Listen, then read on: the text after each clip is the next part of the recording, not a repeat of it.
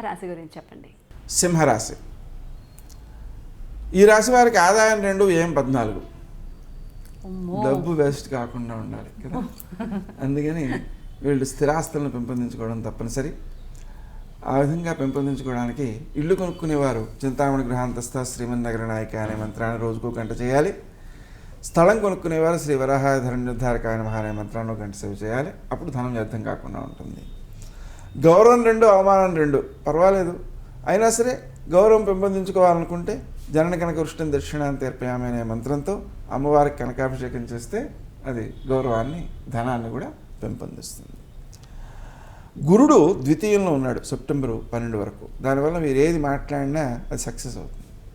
డబ్బుకు లోటు ఉండదు.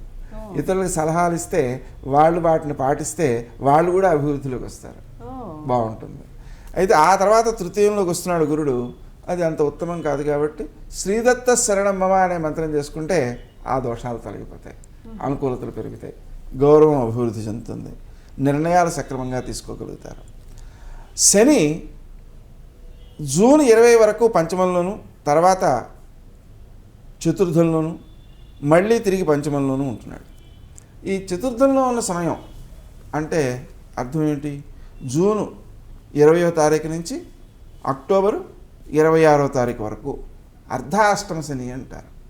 ఈ అర్ధాష్టమ శని ఉన్న సమయంలో వాహనాలకు సంబంధించిన చికాకులు, ఆహారం టైంకి తీసుకోలేకపోవడం, తద్వారా ఆరోగ్యం దెబ్బతినడం, ఉద్యోగంలో అధికార వర్గంతో కొంత అననుకూలతలు రావడం, ఇలాంటి కొన్ని దోషాలు ఉన్నాయి.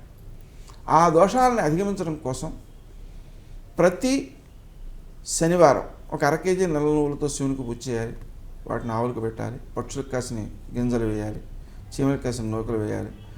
ఎవరికైనా అవకాశం ఉంటే భోజనం కూడా పెట్టాలి.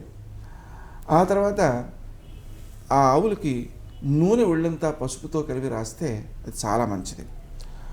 అలాగే ఈ ఉద్యోగ స్థానంలో వ్యతిరేకతలు తొలగిపోవడానికి కోసమని తప్పనిసరిగా శ్రీ రాజమాతంగే నమః అనే మంత్రాన్ని జపం చేసుకోవాలి. చేసుకుంటే ఆ దోషాన్ని వాళ్ళు అధిగమించగలుగుతారు. తర్వాత రాహుకేతువులు 1, 7 స్థానాల్లో ఉన్నారు ఆగస్టు 17 వరకు. పర్వాలేదు, మంచిదే.